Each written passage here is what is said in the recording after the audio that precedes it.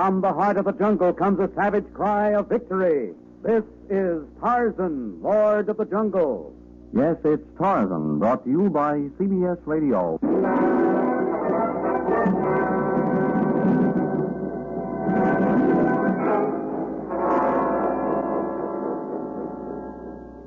From the black core of dark Africa, land of enchantment, mystery, and violence, comes one of the most colorful figures of all time, transcribed from the immortal pen of Edgar Rice Burroughs. Tarzan, the bronze white son of the jungle. And now, in the very words of Mr. Burroughs, the story of the Night Riders of Tomkia.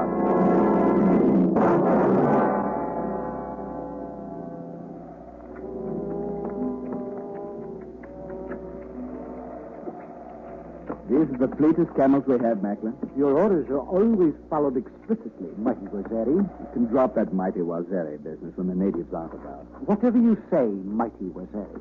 I don't know why I put up with you, Macklin. I do. Outside of your fanatical followers, I'm the only one who can point a finger at you. You've got them hoodwinked. But this is all a lot of hogwash so far as I'm concerned.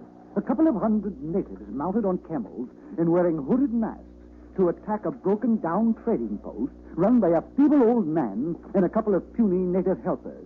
Who are we trying to impress? We are not trying to impress anyone, Macklin, nor am I afraid of resistance this time.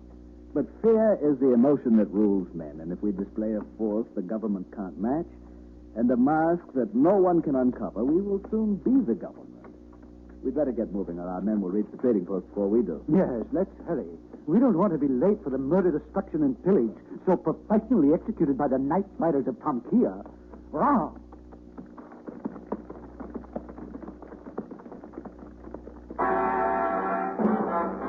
The African moon hid its face behind a heavy bank of clouds as the two men were joined by hundreds of other masked riders. No word was exchanged as the sand flew beneath the pounding feet of their camels, nor did they speak as they reached their destination, leaped from their mounts, and crossed the narrow veranda that led into the trading post. But then, their savagery unleashed at last, the Night Riders of Tomkia struck out with their razor-sharp spears. Life and property fell beneath their knives as they killed, plundered, and ravaged.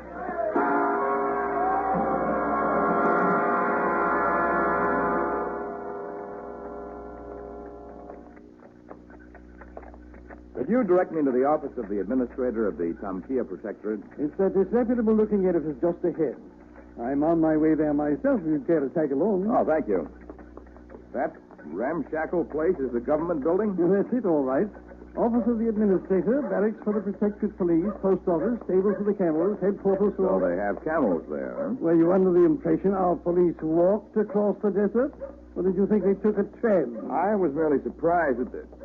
Well, never mind. Thank you for guiding me here. I'll say everything I have to say to the administrator. You'd better not give me the heave-ho. I'm Chatfield, and who are you? Oh, my name is Tarzan. Oh, Tarzan. Well, I know about you. What's your interest here? I happened to be in Mekarata when the sole survivor of a raid on an Arab caravan managed to stagger into that city. The caravan had been set upon near here, Mr. Chatfield. And I learned that it's become most common for unprovoked and unexplainable attacks to be made on both individuals and groups in this territory. Not only here. All of Africa's in a muddle. And yet, from what I've heard, even the violence of the Mau Mau terrorists in Kenya seems pale when compared to the savagery of the Night Riders of Tomkia. Perhaps. But I can't cope with it. Haven't the men or the ammunition? Nor the desire, apparently. I'm an old-timer here, you know. Been around since the time of the Boer War. I guess I've become a little immune to violence. I was sorry, though, to hear that the Night Riders attacked the trading post a few nights ago and killed everyone in sight. Rather good fought, Cat Vanderwalk. Poor old cat. Dead? Yes. A man who has befriended thousands of Africans. Another hint that the Night Riders are not natives, Mr. Chatfield. What do you mean, another hint? The survivor I spoke of tried to give me information, but he died with the single word Inglees on his lips. Inglees? An Arabic word meaning Englishman. How many other Englishmen are there in this territory besides you, Mr. Chatfield? None that I know of. Was a missionary chap not too far from the trading post, but I think he shoved off a year or two ago. Why do you remain here, Mr. Chatfield? Habit, I guess. Certainly can't be the climate or the pay. And yet someone around here is making a great deal of money through the sale of goods stolen from murdered men. I dare say, but these things pass. They always do. I doubt that the condition will improve so long as our official here is a man who's been in Africa for over 50 years and yet is unfamiliar with a simple Arabic word, who isn't sure whether the only other Englishman within a radius of 500 miles has shoved off or not, and who shows a startling unconcern about a group of masked killers who have taken the law into their own hands. This attitude could be a mask to hide your own activities, Mr. Chatfield. You're barking up the wrong tree. I used to take interest in things, even took field trips when I was younger. But I can't even mount a camel anymore. I see. Well, perhaps I can reach the trading post on foot. And perhaps I can learn something about the identity of the marauders. Well, I wish you luck, old man. Too bad about Zandervalk.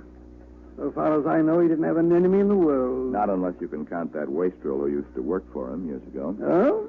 Don't recall that. Well, Vandervalk finally got tired of his indolence and fired him. Wilkinson always threatened to get revenge. Now that you mention I it... don't suppose you bothered sending the police to the trading post since the night riders made their visit? Couldn't see any need of it. Chap's taken over the place in accordance with the will Vandervalk left. But he had no family. Who could he have willed the trading post to? Fellow you mentioned. The one you said he fired, Harry Wilkinson.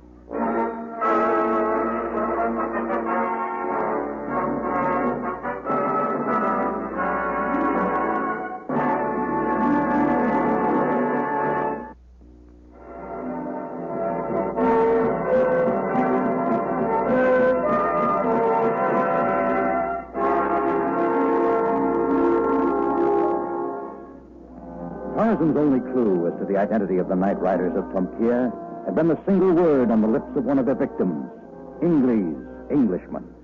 And the attitude of the administrator had made him a prime suspect. But now the news that another Ingles had returned to the district under strange circumstances shifted Tarzan's suspicions to him. And by late afternoon, the jungle lord had left the decaying capital city and started toward the remote trading post. It was during that darkest hour before dawn when he arrived there, but the tumble-down structure was ablaze with the lights of a dozen acetylene lamps as a weasel-like splinter of a man minutely inspected his inheritance. Taking an inventory of your newfound wealth, Mr. Wilkinson? What? Oh, Tarzan. You gave me quite a start, you did. Thought it was them night riders coming back for a second visit. Their first visit apparently accounted for your windfall. Oh, I wouldn't call it no windfall. Mostly what they didn't take, they ruined. I'll be lucky to make 50 quid out of what's left. And Vandervalk owed me more than that in wages. I seem to recall that he refused to pay you because you neglected the work you were supposed to do. Yeah, we had a bit of a row about it. But the old josser was a bit of all right, he was. I was all broke up till he got himself done in. Well, you arrived amazingly soon after his death. I was on the way here when it happened.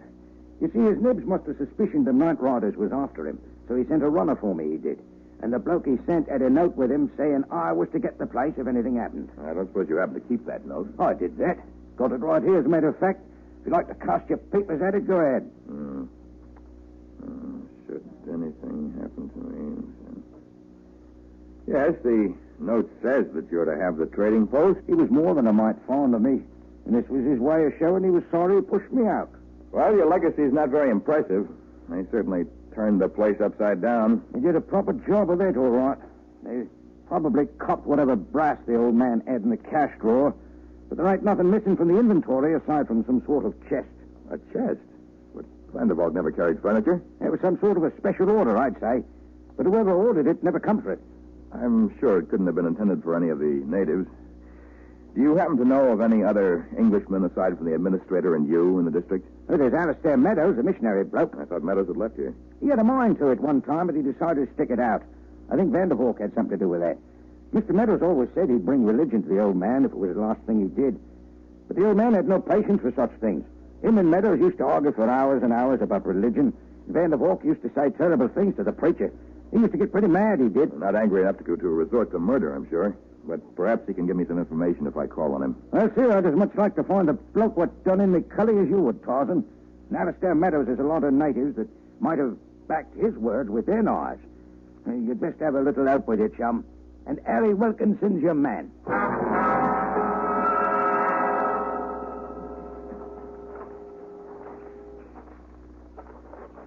Here's the clearing where he had his mission school and his church. Looks like nothing but charred wreckage now. Maybe he did move on some time back. I think you will find the ashes of the building still warm. You mean you think it was just burned down today? Last night, just before the rain, according to those prints of camels' feet under the tree. The night riders? Undoubtedly. Perhaps their leader feared that Meadows might give information about him, and only one man had reason to suspect I might come here. Who was that? Mr. Chatfield.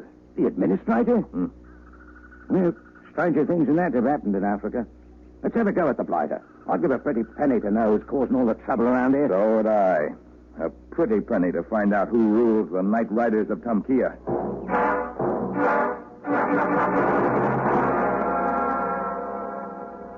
Another attack tonight? Has this mighty Wazari business begun to soften your brain? It is quite necessary. Really it is, Macklin. I have heard that a certain individual is hunting assiduously for the leader of the Night Riders of Tomkia. But you can't kill every other white man in Africa. I only killed those who oppose me. Then Devok had become very suspicious. Meadows' religion threatened the universal acceptance of mine. And now we have a new threat, so he must be killed too. Naturally.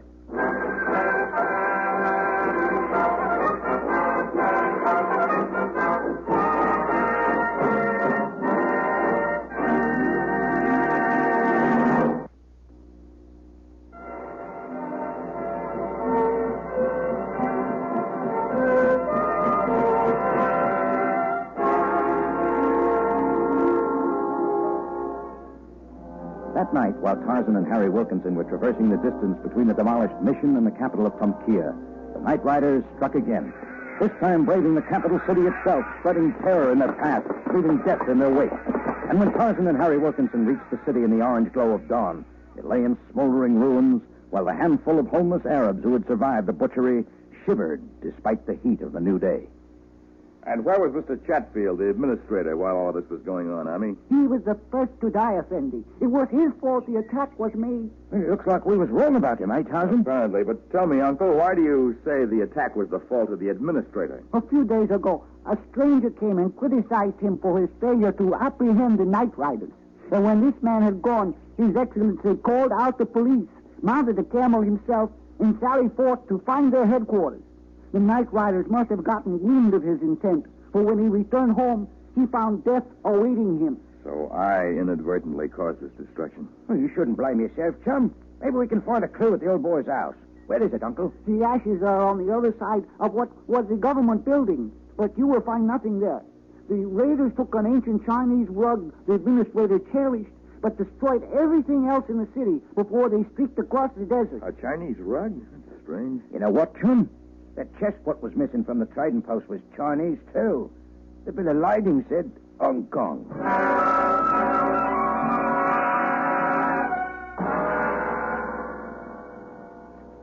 But that caravan that's coming through tonight is worth a dozen of those we've attacked. But, Macklin, I have promised my followers that tonight we will have our ceremonies.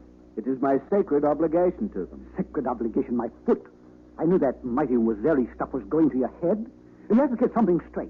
I got into this with you to make enough money to go home and live like a king, and I have no intention of risking my neck so you can stay here to become a king to a lot of stupid savages. It is most unwise of you to make derogatory remarks about the people here or their leader. Since the death of the administrator, I am the law in Tomkia. I can drain the land of wealth, attack every passing caravan without fear of reprisals, tax the natives who refuse to join me, levy tolls on every safari that crosses our borders, and pass sentences of death on those who dare to cross me. No one can ever get away with murder forever. I can try, Macklin. I can try.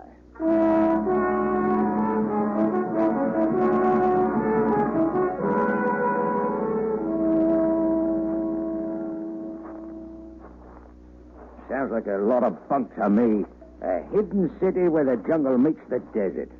A likely story. But aside from the strange enigma of a missing chest and a pilfered Chinese rug, it's the only clue we have. A city built by a man who organized Bedouins and Berbers into a salvage crew. I want to know that part of it, Gov. According to the story, he combed the desert, collecting abandoned tanks, ammunition, and other war debris, especially in the vicinity of Tobruk. He paid his men more money than they'd ever seen before and kept a substantial fortune for himself, with which he built this stronghold that's supposed to be near here. Well, perhaps it is. Perhaps he's found a new source of income now that the spoils of war are gone. Well, this would be a rum place for a stronghold, if you ask me. Oh, I don't believe there's any blooming city here. Well, there could be one hidden just beyond that mountainous palisade ahead. Well, I don't fancy climbing that. Let's cut through these weeds over there. Wait, Harry. Those are Cleanthus vines. Never go near them. There's a passageway through the rocks right there. Oh, blimey, right under me nose. I wonder if there's anything on the other side. I suppose we'll see in just... Look, Tarzan. A city. A city of pagoda-shaped houses. Of Chinese pavilions and temples. With ruddy heathen idols out front. The Orient, recreated in Africa. Look at the blighter coming to greet us. All swanked up in a hand-embroidered silk Well, robe. must have been warned of our coming. Welcome to our little community, gentlemen. Not many strangers find their way here. Well, it ain't exactly a convenient place for guests to drop in for a spot of tea. Quite so. But you are most welcome, I assure you. Even though we come looking for the leader of the Night Riders of Tomkia? Doubly so. But I have just succeeded in apprehending the scoundrel, a man named Macklin. Perhaps you'd like to look at his lost remains before I show you to your quarters? We shall gladly accept your hospitality, but we shall forego the pleasure of seeing your victim, since we're very weary. Come along, then. I have a comfortable load to put at your disposal, but one that I only recently furnished. Hey, you're English, ain't you, Governor? My name's Oliver Waterbury. I couldn't be anything else but English, could I? And what's the idea of all this Chinese junk in the masquerade costume? Going to a fancy dress ball? I have a great admiration for the Chinese. Their philosophy, their architecture, their furniture, their dress. And the Oriental effects, I assume, impress my people. They're simple souls. They find their pleasures in such primitive ways.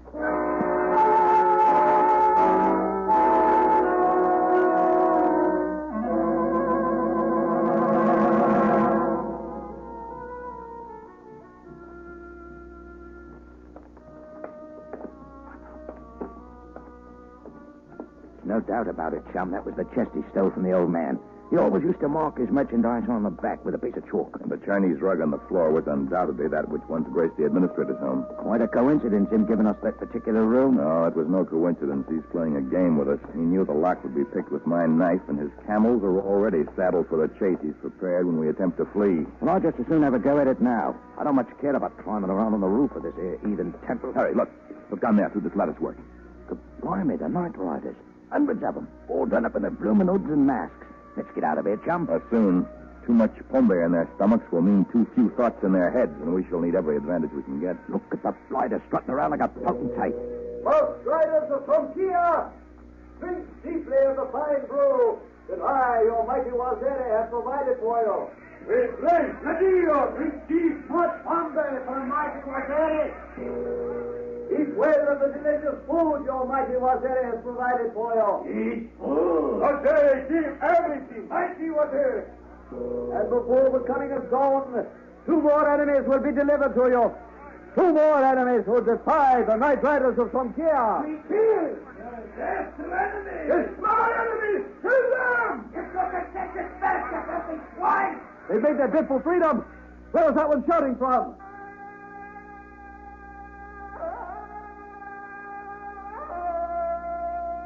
On the roof! After the men! Death to the enemies of your Wazere!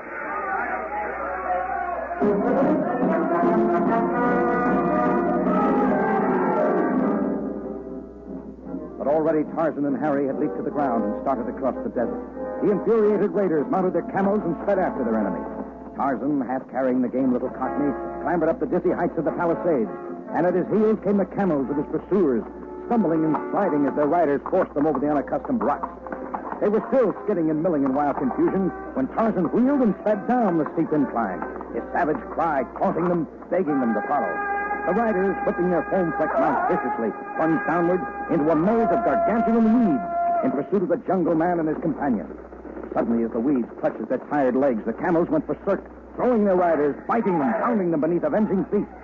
Then the camels fought their way free, but the leader of the Night Riders and his fanatical followers were enmeshed in the fibrous growth and held as though in a bottomless ocean of clutching seaweed. Remember, Harry? I warned you about trying to take a shortcut through that vegetation on our way here. Those plants are as enslaving as a pit of quicksand. And those vines will hold our friends there until the authorities can arrest them. If they last that long under the blazing African sun. It was a bit too much for them, eh, chum? Yes, we have defeated another enemy of Africa. And a nice piece of detective work, I'd call it. Finding the blighters. It was an unusual bit of detective work, Harry. Often have I found an enemy by following his footprints, detected a crime through an impression of a finger or a hand. But this is the first time I've ever followed a trail left by a chest.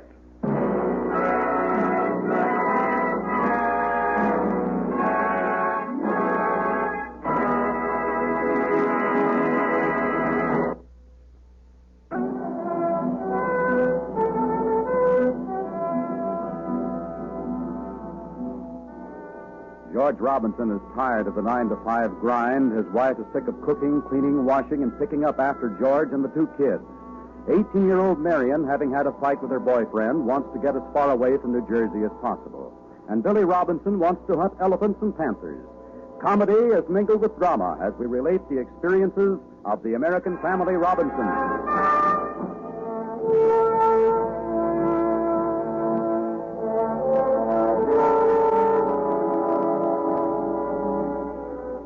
Tarzan, a transcribed creation of the famous Edgar Rice Burroughs, is produced by Walter White, Jr., prepared for radio by Bud Lesser, with original music